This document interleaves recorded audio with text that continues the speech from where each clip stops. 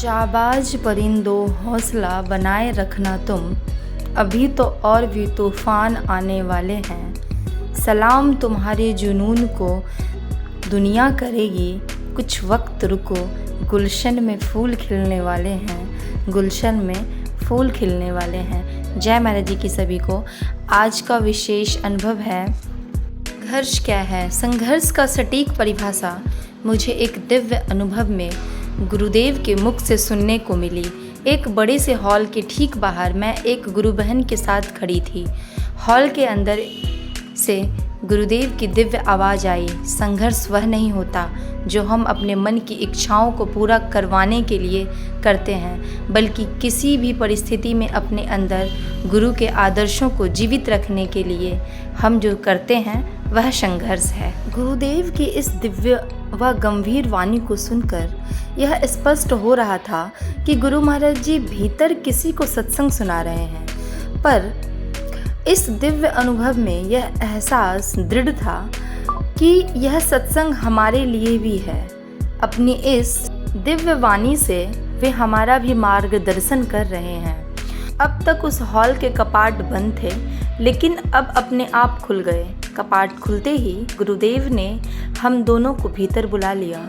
जैसे ही हम भीतर गए तो देखा कि वाइट रंग के वस्त्रों में गुरुदेव ठीक हमारे सामने खड़े थे।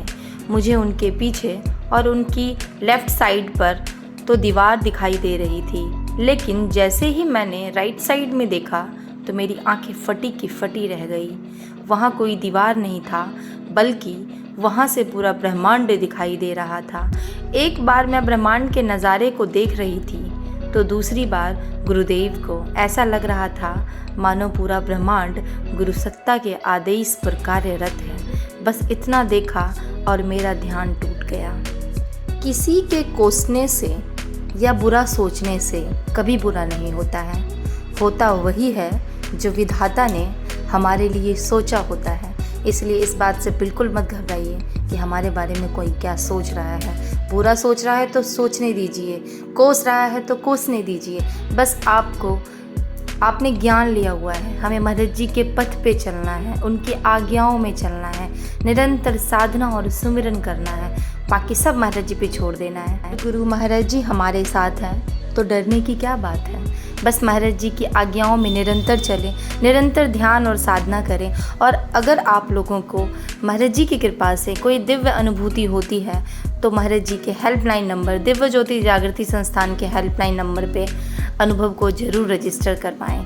आप सभी को जय महाराज जी की।